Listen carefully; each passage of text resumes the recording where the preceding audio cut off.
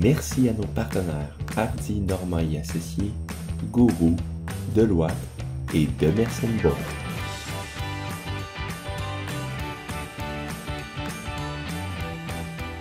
Bonjour, bienvenue au podcast des Bas Bruns. Aujourd'hui, notre invitée, on reçoit Claudiane Godbout, qui est CPA et aussi influenceuse sur Instagram.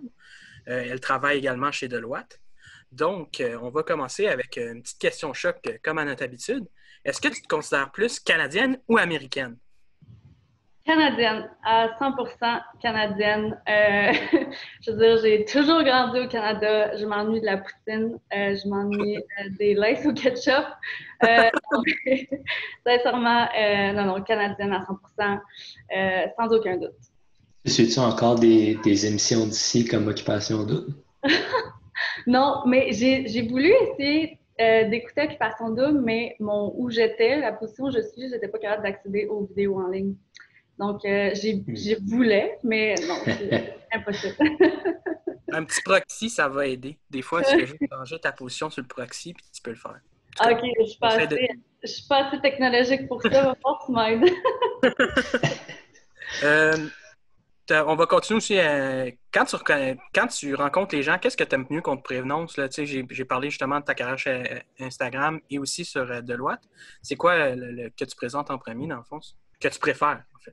Je préfère, je veux dire CPA, puis même que je suis gênée de dire que je crée du contenu sur Instagram. Mais je dis CPA parce que je pense que tout le monde le sait, le parcours pour être CPA, c'est assez exigeant. Puis j'aime mieux être reconnue pour le parcours que j'ai fait en tant que CPA qui est tout organisé, travaillant, etc. Puis je suis plus fière de ça, disons. Fait que j'aime mieux présenter en tant que CPA que autre chose, oui. As-tu toujours voulu être en comptabilité? Toujours, dépend depuis quel âge, depuis 1 an, peut-être ça. Je dirais que ça fait assez longtemps.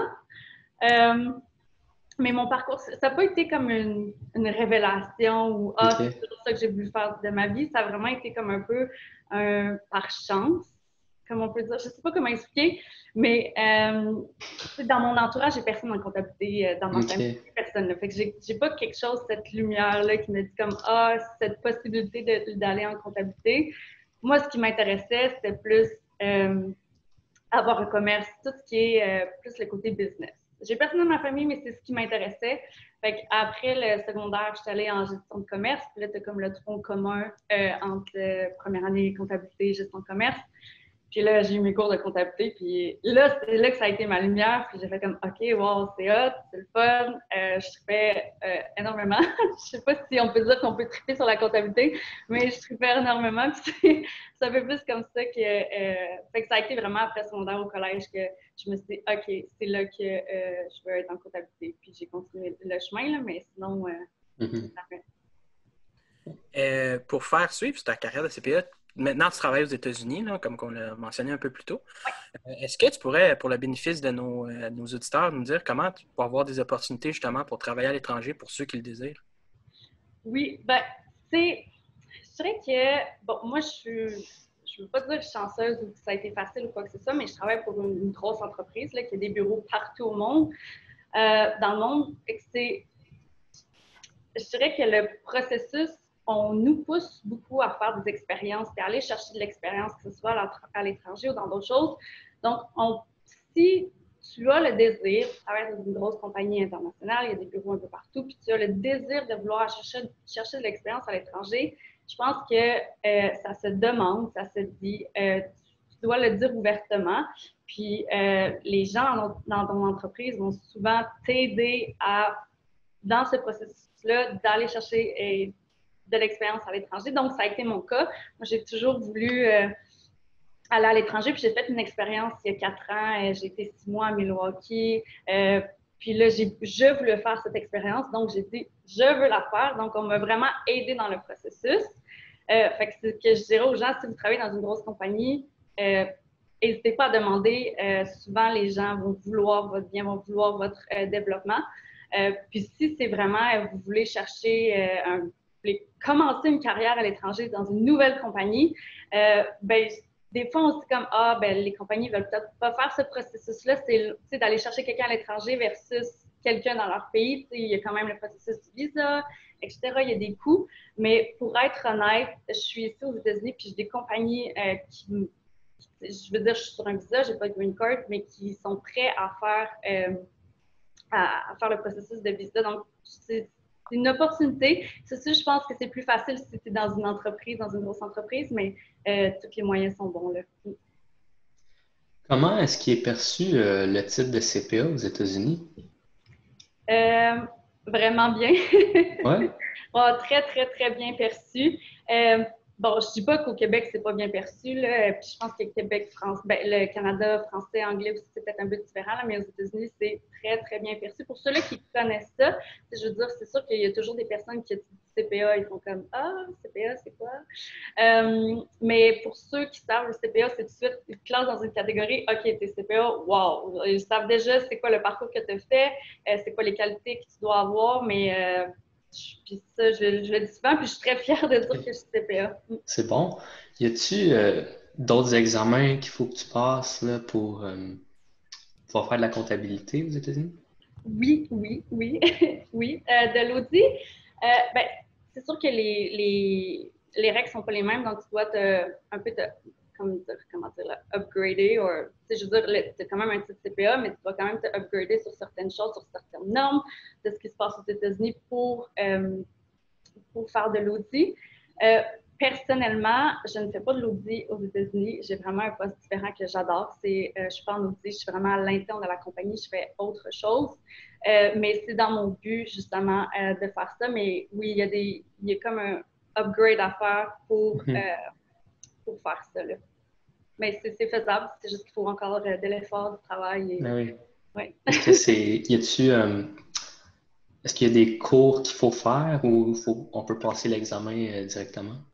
Pour être honnête, j'ai pas fait plus de recherches que ça. Je veux les faire. Je connais du monde qui sont dans le processus de. Fait que je pourrais pas te dire exactement c'est quoi qu'il faut qu'ils fassent, mais je pense que c'est relativement. Tu peux les faire. Je sais pas exactement comment, mais j'ai des collègues qui sont en train de faire les examens. C'est quelques examens, mais c'est quelque chose de possible, oui. Ah. Est-ce que tu peux nous expliquer un peu, là, tu l'as mentionné, justement, que le titre, il faut que tu fasses une équivalence, justement, pour pouvoir travailler en audit aux États-Unis. Peux-tu nous parler un peu de ce que tu fais, justement, plus au day-to-day? Avec plaisir. C'est complètement différent, mais c'est ce que je voulais aussi, tu sais, je veux dire, tu sais, quand tu es comptable, tu aimes ça avoir beaucoup d'expérience, beaucoup comme, je veux dire, de flèches à ton arc, comment on dit ça, de flèches, en tout cas, fait que c'est un peu ça que je voulais aller chercher, autre chose, fait que c'est zéro de la comptabilité, mais j'utilise un peu l'expérience que j'ai eue en audit pour faire ce que je fais aujourd'hui. Donc, ce que je fais, c'est à l'interne, donc je travaille au global, donc mes clients, si on peut dire, c'est tous les bureaux dans le monde, puis c'est qu'on développe des outils que en anglais, Tu peux le dire en anglais, hein, ou pire, je traduis. je traduis, que les équipes vont utiliser. Ça peut être n'importe quoi, là, je veux dire, quand tu es en outil pour être plus efficient, plus efficace, tu utilises plein d'outils. Donc, nous, on développe ça. Donc, veux pas, il faut que j'aie un peu de l'expérience à savoir comment ça fonctionne. Puis aussi, c'est surprenant d'apprendre les différences entre les pays, les regulations entre les pays, c'est quoi qui est différent, comment ça fonctionne. Fait que j'apprends aussi beaucoup, j'utilise beaucoup. Donc, on développe ça, puis ce qu'on fait, c'est qu'on les lance dans les équipes, dans les firmes, puis eux autres, ils les utilisent. Puis c'est un peu ça que je fais. Donc, il y a beaucoup d'appels, beaucoup de meetings avec les développements de produits. Aussi, c'est une belle opportunité de parler avec beaucoup de partners à travers le monde, que ce soit en Chine, que ce soit en Australie, que ce soit partout, partout, partout. Fait que c'est vraiment une belle opportunité, mais comme je fais aucunement de l'audit ou quelque chose à l'externe, mais c'est vraiment bien. Tu as parlé justement de différents pays. Est-ce que c'est dans tes plans d'aller travailler peut-être ailleurs au New Jersey ou tu voudrais rester là ou tu aimerais mieux revenir peut-être au Canada? Tu l'as mentionné, tu t'ennuies de la poutine puis du Québec. Oh, ouais. De là à revenir, je sais pas. Je sais pas si la poutine dans la balance est assez élevée. Ouais, j'avoue que le fardeau fiscal aux États-Unis, la poutine, je vais faire comme... Oui. Mais pour être honnête, je sais pas encore c'est quoi mes plans à long terme. J'aurais peut-être une belle opportunité à revenir au Canada. Donc, c'est à considérer. C'est autre chose que la poutine. Je confirme. Mais je garde vraiment toutes les portes ouvertes. Je veux prendre, mais je suis ouverte à toutes les expériences. Je pense que c'est ça qui aide à bâtir comme un peu une carrière. Tu vas chercher l'expérience partout de ce que tu peux, puis tu y vas avec les opportunités que tu as. Fait que, à voir. Tu travailles en ce moment chez Deloitte. C'est comment de travailler pour un Big Four? C'est quoi l'ambiance qui règne, mettons? L'ambiance. Mhm. Ben, c'est sûr que... Puis là, j'ai pas d'expérience dans les petits cabinets, fait que je peux pas vraiment comparer, là, mais je veux dire en général, c'est sûr que... je veux dire que l'ambiance, c'est beaucoup... On est comme une famille. C'est drôle à dire, là, mais il y a beaucoup de jeunes du même âge quand tu commences. C'est le fun. On va tout le temps prendre une bière après. Ou je sais pas. On est tout le temps ensemble. On est tout le temps ensemble. Je veux pas, on travaille fort. C'est exigeant. Mais c'est quasiment beaucoup d'heures avec les mêmes personnes. Fait que oui, c'est sûr que c'est beaucoup de travail, mais quand tu es avec des personnes qui t'apprécient du même âge, c'est super. Ouais. Est-ce que tu aurais aimé ça, travailler en entreprise? Tu en as parlé un peu, tu avais des offres justement. Est-ce que c'est quelque chose que tu envisages dans ton futur ou tu aimes vraiment mieux les cabinets? Pas pour le moment. Pas pour le moment. Puis j'ai déjà travaillé en entreprise en tant que comptable quand je faisais mes études. Mais puis c'est comme je viens de le mentionner, vu que l'entreprise est tellement grosse, énorme, tu peux trouver ton compte dans l'entreprise. Je veux dire, OK, si tu n'es pas fait pour un audit parce que tu n'es pas bon avec les clients ou que tu n'aimes pas ça, bien, il y a mille et une choses que tu peux faire dans la même compagnie, même si ce n'est pas de l'audit. Fait que tu peux trouver ton compte dans une compagnie comme ça, même si ce n'est pas de l'audit que tu veux faire. En ce moment, tu travailles à l'étranger. Tes revenus, moi j'aimerais comprendre, mettons un peu, c'est où tu t'imposes au Canada, aux États-Unis, comment ça fonctionne tout ce système-là? Oui. Cette année, en 2019, ouais, dans mon année, parce que là, j'ai commencé à travailler aux États-Unis en juin 2019. Donc, en 2019, il faut que tu fasses une déclaration dans les deux pays. Fait que j'ai fait un dual citizenship. Fait que j'ai fait vraiment une déclaration au Canada pour mes revenus au Canada, une déclaration aux US pour mes revenus aux US. Fait au total, ça fait 4 déclarations parce que tu as ton fédéral puis ton state. Fait que j'ai eu 4 déclarations, mais heureusement, j'ai eu de l'aide pour faire ça. À bonne place, mettons. Exact. J'aurais pu le faire par moi-même, mais disons que si on m'offre l'aide, je n'ai pas refusé. Mais oui, j'ai à faire une déclaration dans les deux pays, puis même en 2020, je vais avoir aussi à la faire parce que je reste quand même une résidente canadienne. J'ai vraiment un work visa aux États-Unis. Puis par rapport au work visa, est-ce que tu peux nous parler un peu de comment obtenir ça avec l'employeur aussi, je crois qu'il faut qu'il y ait là-dedans? Oui. Oui, puis ça, puis même j'ai beaucoup de questions par rapport au work visa, comment ça fonctionne en général de mon entourage. Mais j'ai eu 2 work visa là, parce que si je parle de mon expérience passée quand j'ai travaillé à Milwaukee, j'ai eu un TN letter. Puis là, en ce moment, je suis sur un L1A. Donc, le processus pour les deux, ça a été relativement le même, dans le sens que, bon, je séparais ça en 2 parties. Tu as la partie que tu dois monter ton dossier, puis tu as la partie que tu applies pour ton visa aux douanes.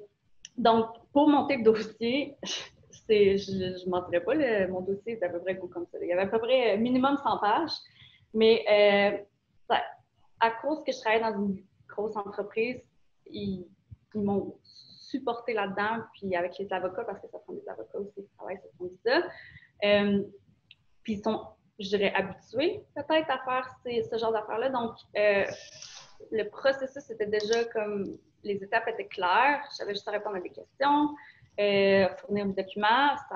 Pour ma part, ça a été super simple. Ils m'ont envoyé ce gros document-là que je devais signer. C'était la première étape. Pour ma part, ça a été simple, mais si, disons, tu n'as pas du support comme ça peut peut-être être un peu plus compliqué à savoir qu'est-ce que tu dois fournir. Fait que ça, puis sinon, ben, quand tu applies pour ton visa aux douanes, moi, pour ma part encore, ça a été super simple. Ça a pris 20 minutes. J'ai présenté mon document et c'est OK, parfait. Mais aussi, je pense que le Canada, États-Unis ont une bonne relation pour les work visas. Je travaille en ce moment avec des personnes qui viennent de partout dans le monde, de la Chine, du Brésil, puis ils n'en reviennent pas à quel point le processus pour le Canada-US a été super simple. Eux autres, ils doivent prendre des rendez-vous des mois d'avance avec leur ambassade dans leur pays. C'est complexe et long, mais je pense que Canada-US, on a une belle relation, puis c'est beaucoup plus simple. All right. OK. Là, on va passer peut-être plus à ta carrière de création de contenu sur Instagram. Est-ce que tu peux nous parler un peu comment ça a commencé, dans le fond, pour toi? Je ne sais même pas pour comment ça a commencé pour vrai. Ça a juste... je pense comme tout le monde prend Instagram pour un passe-temps, etc. Mais c'est sûr que moi, il faut toujours que je performe dans quasiment tout ce que j'entreprends.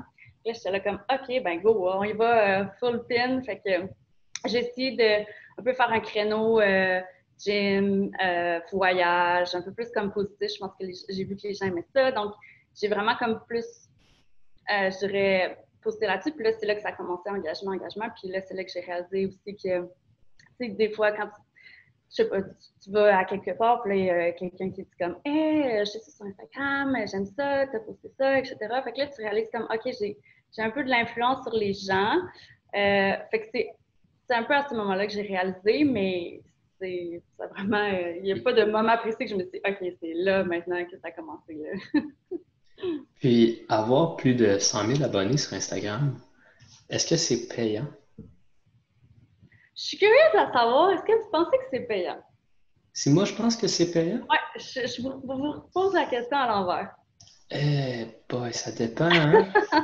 Ben, moi, je dirais que ça va dépendre qu'est-ce que tu définis par payant. Peut-être monétairement, plus ou moins, mais en expérience, puis aussi peut-être avec ce qui t'est offert aussi, comme... tu sais, veux pas, si tu endorses une compagnie, sans vouloir dire que je t'ai stalké, il a fallu que je fasse une petite recherche.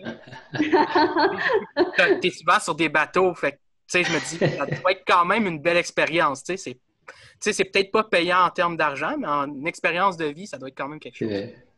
Mais je me souviens, moi, je me rappelle plus, je pense que c'est Karine d'Occupation Double qui disait ça. Elle disait qu'elle vivait en bas du seuil de pauvreté, je pense, à cause que c'était, je pense, son seul revenu, mais ça doit être différent pour tout le monde aussi. Là.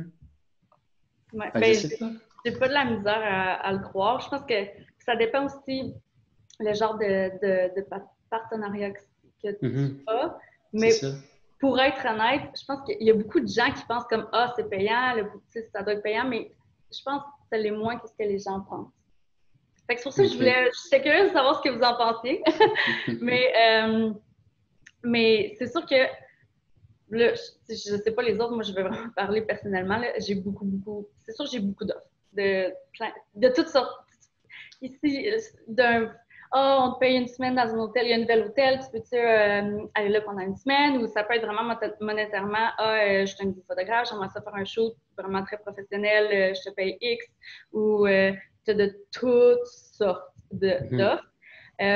Personnellement, je refuse 95% des offres pour plusieurs raisons. Un, parce que j'ai pas le temps. C'est pas... Tu peux pas lâcher ta job pour dire je m'en vais une semaine. Exactement. Tu sais, j'adorerais aller aux Bahamas la semaine prochaine dans un nouvel hôtel gratuit, tout payé, mais j'ai ma job, puis c'est ma job le plus important. Tu sais, fait que je prends vraiment ça comme un passe-temps. C'est sûr que dernièrement, je me dis comme, ouais, OK, je peux faire beaucoup d'opportunités avec ça. Puis aussi, récemment, j'ai eu une opportunité pour un partnership très intéressant. En tout cas, peux-tu avoir un scoop? C'est pas encore closé, Mais c'est la seule opportunité, grosse opportunité que je dirais oui. Puis c'est quelque chose de super positif, c'est dans mon créneau, c'est gros. En tout cas, à voir, mais si jamais ça marche, ben ça va être quelque chose. Puis ça, mais sinon, je veux dire, si je me mettrais à 100% à Instagram, peut-être que j'aurais un super bon revenu. Je ne le sais pas, je ne me suis jamais essayé. J'ai quand même je veux dire, c'est pas mauvais, je fais quand même de l'argent avec ça, mais c'est pas, je m'y mets pas à 100%, là. Mais je pense qu'il y a de l'argent à faire avec ça. Ça dépend des offres que tu as, si c'est intéressant ou pas, mais c'est surtout, il y a beaucoup d'offres de produits comme, je vais te donner ces produits-là si tu fais un post. Bon. Fait que c'est ça. Puis aussi, je pense qu'il y a une belle opportunité de rencontrer des gens, que ce soit n'importe quoi, ou disons les bateaux. Les bateaux, là, je t'ai vu sur des bateaux. Ben, c'est sûr qu'il y a quelqu'un qui m'écrit et qui me dit comme « Hey, veux-tu aller sur un bateau ou quoi que ce soit? J'ai une compagnie, j'aimerais ça que tu fasses des posts pour promouvoir ma compagnie. C'est une compagnie de rental de bateaux. OK, oui. Ouais. Fait que il y a plein de belles choses. Mais c'est ça. Tu l'as mentionné plus tôt, dans le fond, tu prends ta carrière chez Deloitte comme ta carrière principale. Est-ce que tu penses que ça, justement, le fait, tu sais, là, tu as parlé de ton partnership qui va peut-être se signer, est-ce que tu vas gérer ton Instagram comme une business ou tu vas la gérer plutôt comme encore un passe-temps si, mettons, la partnership est signée et tout?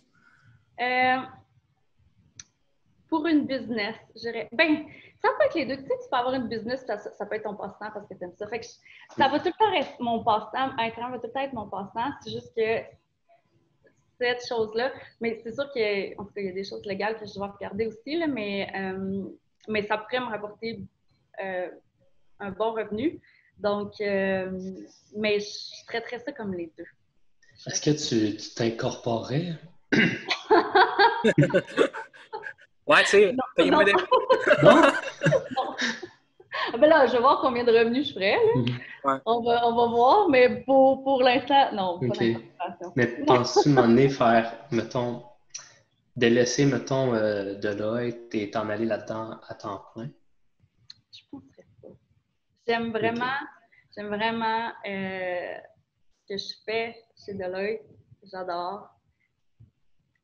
Je sais pas, mais pour l'instant, c'est vraiment pas dans mes plans.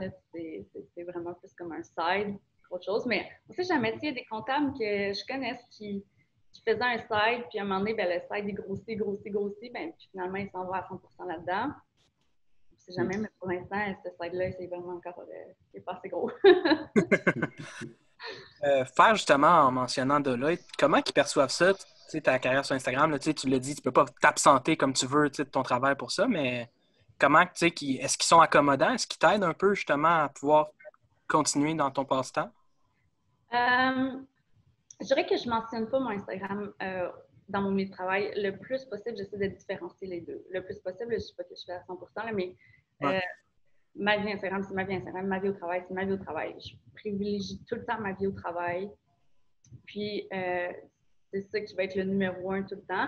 Fait que j'essaie de ne pas le mentionner. C'est sûr que, oui, il y a des personnes au travail qui sont au courant de mon Instagram, mais on n'en discute pas plus que ça pour ce qui est de mon employeur. Puis, en ce moment, je veux dire, je travaille à l'interne, je ne travaille pas avec des clients, donc c'est peut-être un peu mieux.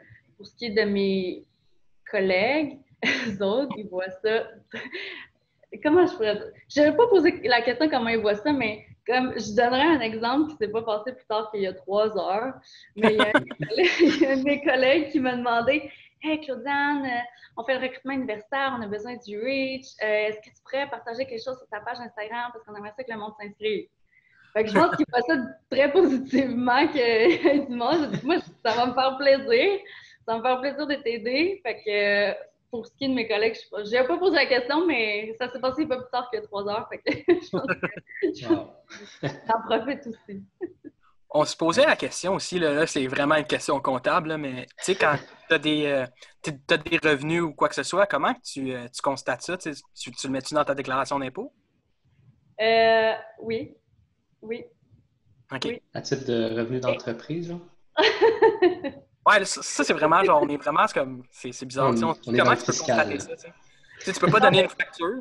Je savais qu'en 2018, en 2019, je n'ai pas eu tant que ça. Ça va être 2020. OK.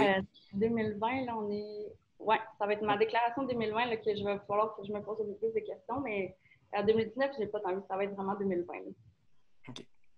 Mais c'est ça, tu fais des factures quand même, mettons, à la compagnie qui t'engage pour un partenariat.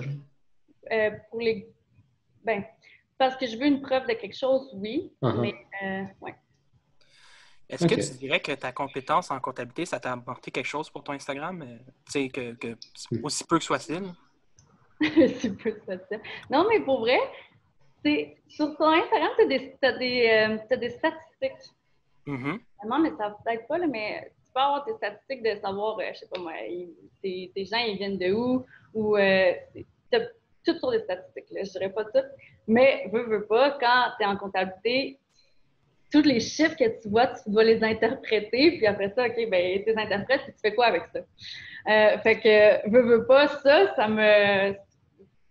aide pas mal beaucoup, puis tu sais, je veux dire, Instagram, c'est comme une business. Fait que, on aime ça, les business, les comptables, on aime ça. Fait que c'est comme de gérer une business, de voir comment ça fonctionne, comment tu peux développer ça. Fait que, on en voit beaucoup dans notre travail. Fait que c'est sûr que ça aide. Mais j'utilise aussi d'autres compétences que j'utilise pas en comptabilité, ça c'est sûr. Mais ouais. Vite fait, avant de te poser ma question, tu préfères qu'on dise créatrice de contenu ou influenceuse? Ça n'a pas d'importance. Je pense ça n'a pas d'importance. C'est comme tu veux, je pense que les deux, ça revient au même. On sait un peu ce que ça veut dire. Trouves-tu que les gens ont une certaine perception des influenceurs comme étant des gens qui cherchent surtout l'attention, mettons? Ben, c'est drôle que tu poses la question. Ben, personnellement, moi, je juge zéro rien. Pas personne. Je suis vraiment nulle pour juger. Fait que moi, j'ai jamais eu ce jugement-là. Mais si tu poses la question, ça veut dire qu'il y a du monde qui ont déjà eu ce jugement-là. Personnellement, je pense pas que c'est pour avoir de l'attention. Je pense que c'est quelque chose. Ben, si je le vois dans ma façon de voir les choses, c'est quelque chose que t'aimes faire, t'aimes créer du contenu, c'est que gérer une entreprise. Fait que je pense que les gens aiment ça plus qu'autre chose, puis tous les avantages que ça peut avoir. Non, je pense, ben, si les gens voient ça comme ça, bon, il y a peut-être leur raison, mais moi, personnellement, je ne le vois pas comme ça. Ah, tant mieux, tant mieux. Sur un plan un petit peu plus personnel, est-ce que tu peux nous parler de l'impact sur ta vie, justement, de faire ce que tu fais sur Instagram? Est-ce que, parce qu'on sait des fois, les commentaires des gens, là, ça doit être quand même assez bizarre. Là. Je vais rester bizarre, pour rester poli. Comment que ça t'affecte, peut-être au niveau mental? Est-ce que tu les lis ou tu fais comme... Mon Dieu. Hey, ça serait tellement drôle. Il faudrait ouvrir mon Instagram et défiler tous les commentaires. Ça, c'est commentaire. Hallucinant. C'est hallucinant. C'est hallucinant. Les DMs doivent être encore plus drôles. C'est hallucinant. Oh, je trouverais ça tellement drôle. Mais c'est sûr qu'il y a des commentaires négatifs. Ça, c'est... Il y en a beaucoup. Il y en a qui ça les affecte. J'en connais des amis qui ça les affecte, donc qui sont sur les réseaux sociaux, puis il y a des commentaires négatifs. Mais moi, ça m'affecte zéro. Je sais pas pourquoi. C'est comme si ça passait n'importe d'autre. Je me dis, ça a tellement pas lieu d'être. Puis je veux tellement être positive, puis que ma page soit positive. Souvent, puis je vais le dire, puis je suis pas gênée. Disons qu'il va y avoir un commentaire négatif sur une de mes photos, je vais la déliter. Puis c'est pas parce que je suis là comme « Ah, ça me fait quelque chose ». Non, c'est que ça n'a pas lieu d'être, c'est négatif. Je veux pas avoir du négatif sur ma page. C'est non, c'est va-t'en. Va-t'en de là. Fait que ça m'arrive, pas souvent, mais ça m'arrive de déliter des commentaires si c'est vraiment négatif. Puis sinon, si c'est vraiment quelqu'un qui m'écrit un message négatif, je vais le lire. Je ne répondrai pas. Mais je vais prendre connaissance et je vais faire « OK, prochain ». Ça t'arrive justement de répondre à ceux qui ont des commentaires négatifs, là? Il y avait moi, je suis un groupe d'humoristes, puis justement, à un moment donné, il y avait comme fait on répond à tous nos DMs, puis on fait comme, on va mettre ça sur YouTube, ça va être drôle. C'est sûr que ça va être drôle. Ça m'est arrivé, je pense, une fois de répondre parce que c'est quelque chose qui était super personnel puis qui était faux. Je pense que c'était par rapport quand la quarantaine a commencé en mars-avril. Puis là, il y a quelqu'un qui m'avait écrit que j'avais pas l'air de faire une quarantaine ou que j'avais pas l'air de prendre ça au sérieux, mais au contraire, je prenais ça tellement au sérieux. Je veux dire, ma soeur est dans ce milieu-là, à deal avec des personnes au day-to-day. J'étais super informée. Puis là, la personne me dit ça et ça me... Tu sais, quand tu mets de l'effort dans quelque chose, puis tu sais que tu y crois, puis quelqu'un dit comme non, tu sais. Fait qu'à cette personne-là, mais j'ai répondu super poliment. J'ai dit comme, tu sais, je sais pas d'où tu cherches ça, mais non, je fais ci, ça, ça. Je veux juste te dire ça, mais je comprends ton sérieux, mais je veux juste dire ça. Mais c'est le seul que j'ai répondu. C'est le seul. Avant de commencer le podcast, on avait fait nos recherches. Oh. Il y a un site qui t'a nommé comme étant, je pense, Canada Hottest CPA. Est-ce que... OK. Puis ça, j'ai une histoire drôle à dire après, dans un de leurs articles, parce qu'ils en ont fait 2 articles, je pense. Wow! Ouais, ouais. OK, mais oui, vas-y ta question. Je sais pas ce que tu vas me dire là-dessus, mais je suis en aucunement... Avec Jay, ça va être drôle. Ben non, ben... Est-ce que l'apparence physique, c'est important pour toi? Tu sais, on voit souvent que tu es en train de t'entraîner, puis tu sais, t'es quand même vraiment assez jolie, tu sais. Est-ce que pour toi, c'est comme un but de tout le temps montrer cette facette-là? Est-ce que ça t'emmène quelque chose? Et en plus, regarde, je vais te conter quelque chose, mais puis le monde pense, puis parce que, puis tu sais, je le réalise pas, moi, tu sais, je pose des affaires, puis les gens pensent que l'apparence physique est vraiment important pour moi, mais je le réalise pas, moi, tu sais, mais le monde qui me connaît, pour moi, c'est zéro important, zéro important. Tu sais, je veux dire, puis tu peux rester sur Instagram je veux dire, sans avoir une belle apparence. Je veux dire, il y en a qui ont un chien vraiment cute, ou il y en a qui font des belles photographies, ou il y en a qui font du fitness, justement, puis je veux dire, sont pas nécessairement... ça, Il y a une niche pour tout le monde, je pense, puis c'est...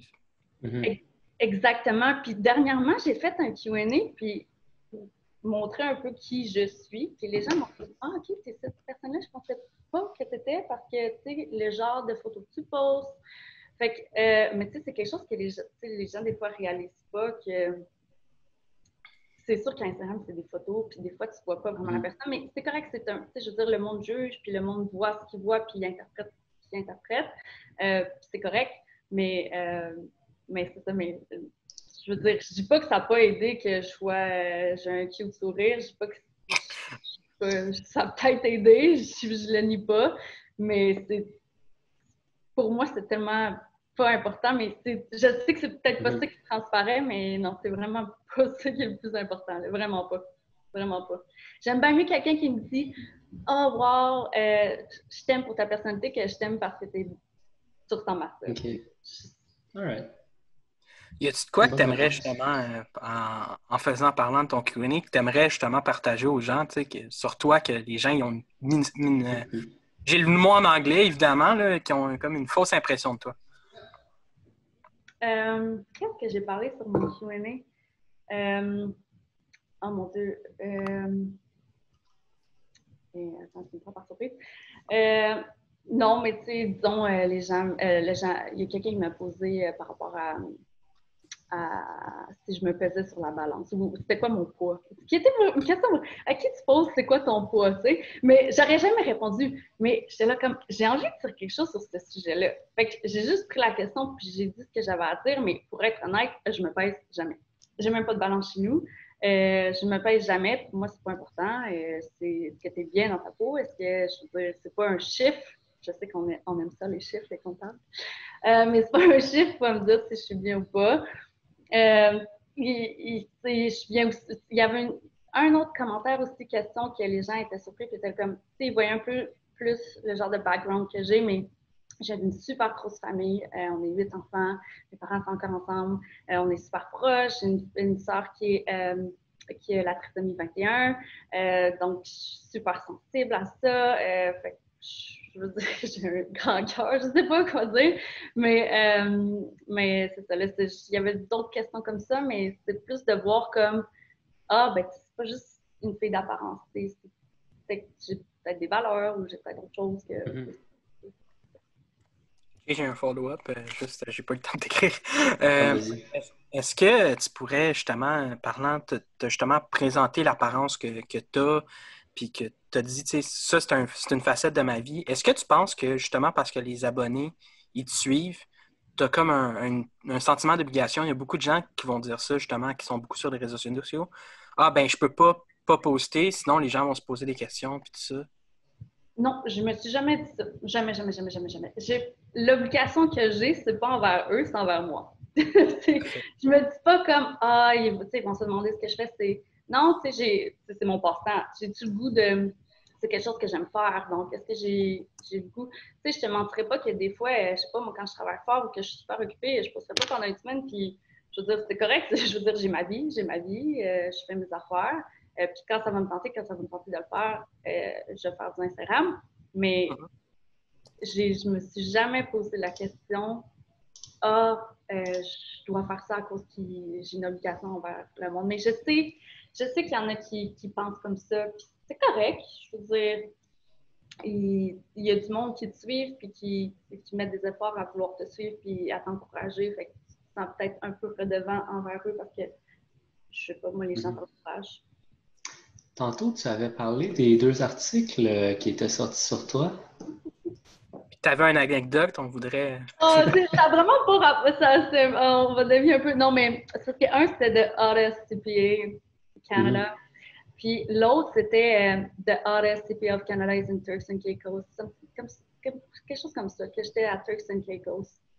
Puis j'étais parce que mon ami a une maison là-bas. Fait que quand je vais là, j'habite chez mon ami. Puis le matin, il dit, j'ai une alerte que tu étais à Turks and Caicos. Je dis, écoute, il y a une alerte. Il dit, alerte, parce que lui, dans son Google Alert, il met des alertes d'articles de Turks and Caicos parce qu'il habite là et il veut savoir ce qui se passe sur l'île. Puis il dit, j'ai une alerte que tu étais à Turks and Caicos dans mon inbox. J'étais là, OK, ça c'est très drôle. Mais oui. Crois-tu que si, mettons, tu avais à sortir d'Instagram, est-ce que tu aurais besoin, tu sais, justement, de faire peut-être pas une désintox, mais justement de réfléchir sur ton utilisation de ce médium-là? Je pense pas que j'ai de misère, mais je me suis déjà posé la question parce que, tu sais, je veux pas, ça prend beaucoup de temps. Puis je fais comme, avec ce temps-là, je pourrais tellement faire d'autres choses. Je sais pas, moi, faire mon CPA au US ou autre chose de ce temps-là. Je pense pas que j'aurais de misère si tout le monde arrêtait. Si, disons, on dit Instagram n'existe plus, puis plus personne n'utilise, je ferais, no stress. Mais si, disons, on me dit, toi, Claudine, tu peux plus l'utiliser, mais tout le monde peut l'utiliser, je serais comme, je sais pas, ça me fait quelque chose, mais c'est la seule chose, je pense, qui... Mais j'avoue que je passe beaucoup de temps sur Instagram. Je ne le cache pas le soir, pas pendant les heures de travail. Je travaille fort, mais dans ma vie personnelle, je ne le cache pas. All right. Tu veux y aller, Jay, ou je veux? Ben, tu peux y aller. Tu sais, feel free si tu veux pas répondre. OK. Tu sais, on a vu avec ces temps-ci, c'était vraiment au moment qu'on écrit les questions, puis je pense que c'est encore d'actualité. Il y a des formes de harcèlement qui se font. Là, on a parlé un peu de l'apparence physique. Est-ce que ça t'est déjà arrivé, que ce soit lors d'une entrevue d'embauche ou justement sur Instagram?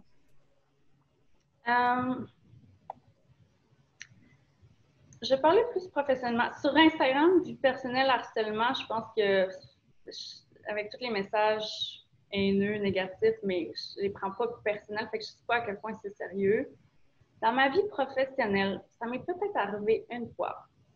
Pendant une entrevue d'embauche que j'aurais su par après. C'est la seule façon, mais je veux dire, est-ce que j'étais sûre à 100% que c'était à cause de ça? J'avais aucune preuve. C'est sûr que ça m'a fait quelque chose, qu'à cause de quelque chose qui... autre que mes capacités. C'est sûr que ça fait quelque chose, mais c'est sûr que si j'étais sûre à 100% que c'était ça, j'aurais... Puis il faut pas que les gens aient peur de dénoncer ou de dire quelque chose. J'ai jamais été victime d'harcèlement dans un milieu de travail en tant que tel. C'est jamais arrivé, puis une chance. Mais il faut du courage. Je veux dire, avec... Si ça t'arrive, tu fais quoi? Ça prend du courage d'aller dire à la bonne personne, il est arrivé ça, ou comment réagir, parce que, je veux dire, il y a chacun réagit différemment dans une situation comme ça. Il n'y a pas une bonne façon, mais c'est pas facile. Il y en a quelqu'un qui va aller en parler directement à la personne, il y en a qui va aller parler à son meilleur ami, au HR. Il y a tellement de différentes façons, il n'y a pas de mauvaise façon. Je pense que puis des fois, tu t'en rends pas compte aussi. C'est subtil, puis là, tu fais comme... Puis après ça, tu t'en rends compte, t'es comme, c'était vraiment, tu sais, pas bien ce que j'ai dit ou pas bien ce que j'ai vécu, tu sais. Ben, exact. Puis des fois, la personne peut le dire d'une façon, puis l'autre l'interprète d'une autre façon. Fait que la personne qui le dit ou qui agit d'une façon, il n'a pas voulu être mal intentionné, il n'a pas pensé à quelque chose, mais l'autre personne l'a perçu d'une autre façon. Puis là, c'est comme, OK, ben là, c'est une zone grise, puis OK, oui, OK, bon, ben là, ça, c'est... T'as une vraiment belle carrière, puis tu sembles profiter de la vie à fond. Tu sais, on le voit là, à travers tes stories et tout. C'est comment tu fais pour avoir un équilibre dans tout ça? Gérer ton temps aussi. Oui. Je dirais la chose. Puis le monde, des fois, sur Instagram ou autre chose, c'est comme, voyons, tu travailles pas fort. Des fois, je suis comme, comme des photos, là, des fois, là, t'es comme, non, celle-là, je n'ai pris genre 40 de la même fleur, genre. Puis là, je suis comme, Chris, c'est pas beau. Oui. Mais non, mais je dirais que c'est juste que, disons, c'est juste de switcher à off quand tu es en vacances. Vraiment à off, là. Puis quand tu reviens de vacances, tu es à 100% à ton travail. C'est vraiment, je pense que tu peux pas être un peu des deux. C'est, OK, tu es à 100% là-dedans, puis après ça, tu es à 100% là-dedans. Fait que c'est vraiment de faire 100% du 100%, puis être capable de déconnecter de un puis de l'autre au bon moment.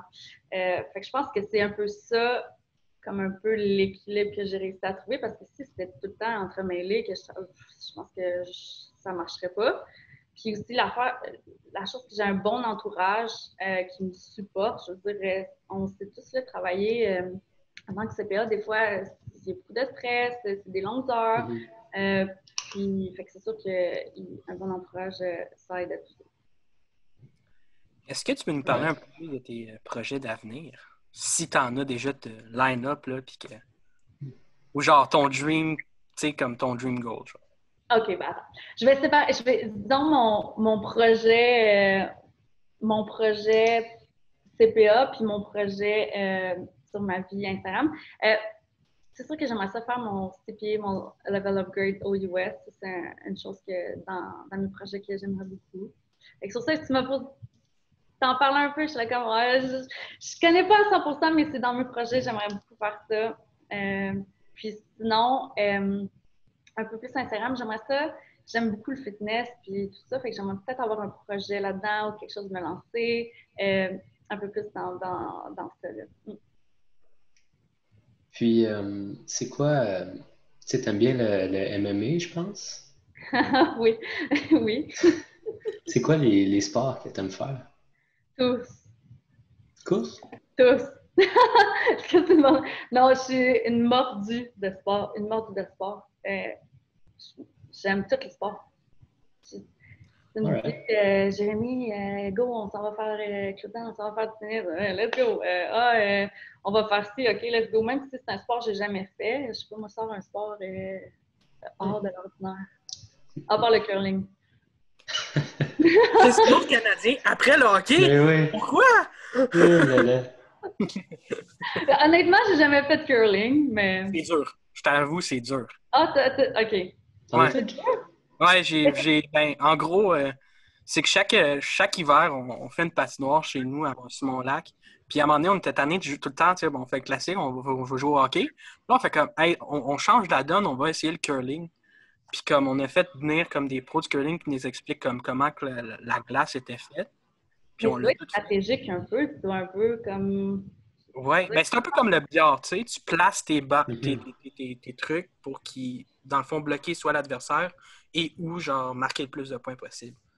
Fait que il y a une stratégie, c'est pas, je te dis pas que c'est le sport le plus physique, mais quand tu es sur le balai, des fois, c'est Parfait. c'est dur. ouais. Ah. Ah, boy. Puis, sinon, est-ce que tu crois revenir au Québec cette année ou prochainement? Euh, euh, de façon permanente ou en... En visite, peut-être plus en visite, hein. Ouais, non, puis ça, c'est une chose que je trouve dommage, mais à cause de la quarantaine obligatoire de 2 semaines, Mhm. j'ai- je me dis tout le temps comme, ah, ils vont peut-être l'enlever un jour, ils vont peut-être l'enlever un jour, parce que j'aimerais ça ne pas faire de quarantaine obligatoire de 2 semaines, mais fait que, futur proche, j'ai pas, j'ai pas de plan de revenir. Je dis pas que, disons, à Noël, c'est toujours pas parti, je reviendrai pas pour voir ma famille à Noël. Je suis pas Ouais. non, mais j'attends encore un peu. Mais disons que ça fait. La dernière fois que je suis allée au Québec, c'était en février. Et ça a été la dernière fois que j'ai vu mes amis, ma famille. Bon. Je suis curieux, comment tu dis ça, tu sais, justement, d'être. Tu sais, là, c'est sûr que tu t'es fait des amis aux États-Unis, là, mais je veux dire, tu sais, d'avoir laissé ta vie, tu sais, comme du Québec, puis là, justement, tu Mhm. peux pas y retourner. Mm. Je pense que chaque personne voit ça différemment. Chaque personne est fait différent. Mais pour moi, j'aime ça bouger. Puis hier, je faisais ça. Puis demain, ben, j'ai un plan, j'ai quelque chose. Puis go, je pars. Euh, L'opportunité que j'ai aux US, ça a été tellement rapide de OK, il y a cette opportunité-là, tu passes les entrevues, tu fais ton visa, tu y vas. La période de temps a été très courte, je dirais, de tout ça. Mais moi, j'aime ça. J'aime ça bouger, j'aime ça. Let's go, on y va. Je pense pas à 2 fois, c'est go, go, go. Fait que pour moi, ça n'a pas été difficile. Puis c'est pas super loin. Je veux dire, le New Jersey, c'est quoi, 7 heures de route de Montréal. Fait que c'est pas si loin. C'est sûr que c'est un environnement complètement différent, que tu dois passer ton permis de conduire, que j'ai repassé. Ah, le permis international ne fonctionne pas? Euh, Pas si tu veux acheter une voiture ou louer une voiture, tu dois vraiment avoir ton permis du New Jersey. Donc, j'ai repassé l'examen. Je l'ai passé. Mais c'est sûr que Alright. c'est un environnement complètement différent. Il y a plein de choses que tu sais pas que tu dois maintenant faire ici, comme avoir comme ton Social Security Number aussi, faut que tu l'obtiennes. Plein d'étapes comme ça que c'est des efforts, mais c'est fun, tu apprends. Puis je regrette S0. Dans tout ça, est-ce que tu avais quelqu'un qui t'accompagnait justement? Parce qu'il y a des trucs que je suis sûr tu sais, que tu Mhm. penses pas nécessairement, puis tu veux pas l'oublier non plus. Non, ben, je te dirais que mon entreprise encore m'a aidé beaucoup. Puis aussi les gens qui viennent, parce que c'est vraiment, j'étais chanceuse, mais aussi je travaille avec des gens de beaucoup à l'extérieur. Fait que les autres, ils ont passé par ce processus-là. Fait qu'ils m'ont dit, OK, tu dois le faire ci, ça, puis les étapes. Tu dois avoir, pour avoir ton Social Security Number, tu dois avoir 4 points, ou en tout cas pour ton driver license. C'est tellement compliqué, mais à cause que j'ai eu la chance de travailler avec du monde un peu partout dans le monde qui ont passé par ça, j'ai pu. Mais sinon, pour être honnête, si j'aurais pas eu ça, je sais pas comment j'aurais pu m'en sortir. Il y a tellement de choses que tu dois penser en ordre. Fait que non, il y a Ah ben c'est super. Écoute, je pense qu'on peut conclure là. Dernière question. C'est quoi qu'on peut te souhaiter pour l'avenir? euh, de c'est pas une question, mais de bien évoluer dans ma carrière de CPA tout en vivant ma vie à fond et avoir du plaisir. Là. Je pense que c'est ça que. Parfait, Ouais. ben, on va te le souhaiter. Puis on te remercie pour vrai de ton temps. Puis c'est quand même assez pertinent là, et varié comme histoire. Fait que c'est super. Oui, Très tu sais, bien. On essaye de justement présenter Mhm. différents travails à travers les CPA, que ce soit pas tout le temps quelqu'un qui soit en cabinet ou tout le temps C'est quelqu'un qui ça. soit en entreprise. Fait qu'on cherchait vraiment à avoir une opinion de quelqu'un d'autre qui travaillait comme CPA, mais qui avait un autre travail différent. Mais aussi une expérience à l'étranger, là, ça c'est Mhm. assez intéressant. Complet. Ouais. Ben, merci les gars, ça a été c'est très apprécié de m'avoir accueilli dans votre podcast des Bob. Merci à nos partenaires Hardy Normand et Associés, Gourou, Deloitte et Demerson Bourg.